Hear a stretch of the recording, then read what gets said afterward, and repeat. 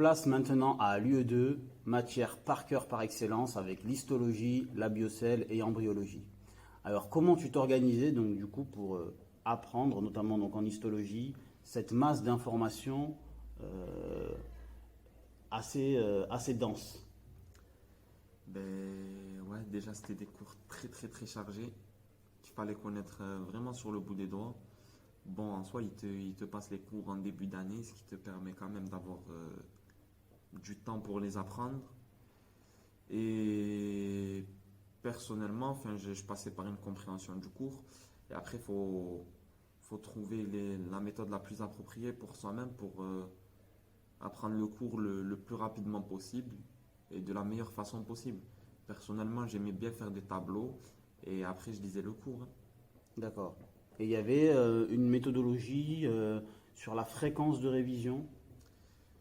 Mais en soi, ouais, au début du semestre, j'avais tendance à beaucoup espacer les revues de ces cours, quoi. D'accord. Ce qui faisait que j'avais tendance à beaucoup l'oublier car c'est un cours avec beaucoup de détails.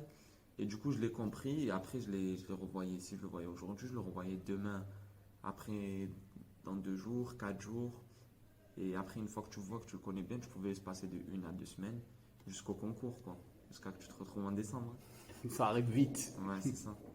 Très bien, place à la biologie cellulaire, donc qui sont des polis distribués par la fac, Ouais. très volumineux, très copieux. Quelle était ta méthode? En soi, moi, la biocelle, c'était pas vraiment ma matière, mais bon, faut faire avec, hein. Il faut bien une matière qu'on n'aime pas. Du coup, c'était des polis qui étaient ouais, très longs déjà. Du coup, enfin, faut faire en sorte que tu puisses le rendre un maximum qui te donne envie de lire, quoi. Du coup, je surlignais les mots-clés, etc. Et je faisais en sorte qu'il devienne le plus amusant possible pour moi tout en essayant de retenir. Super. Et concernant donc la partie compréhension de la biocelle, puisqu'il me semble qu'il y a une partie où on vous demande une étude de cas. Ouais, il y a une partie compréhension avec le professeur Segui sur la sénescence cellulaire. Et du coup, enfin, c'est une étude de doc à laquelle tu réponds sur un QCM. Bon, c'est l'avantage de cette partie de biocell, faut pas connaître le cours par cœur. Et voilà, quoi. Super.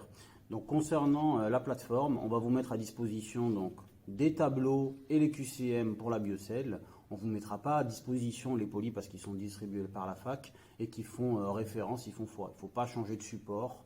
Il faut apprendre les polis, les fiches et les tableaux peuvent aider, mais il faut rester quand même sur les polis, je pense. Maintenant, place à l'embryologie. Alors, comment tu travailles en embryo? L'embryo, personnellement, il fallait l'apprendre par cœur, hein, comme une histoire. Moi, j'avais tendance à faire des fiches, ce qui me permettait aussi de mieux retenir. Sachant que la prof, elle va jamais vous piéger au jour pour jour. C'est-à-dire, elle va pas vous dire que ce qui se passe le 20e jour, ça se passe le 19e. Mais par contre, n'allez pas lui dire que ce qui se passe au 20e jour se passe au 10e. D'accord, très bien.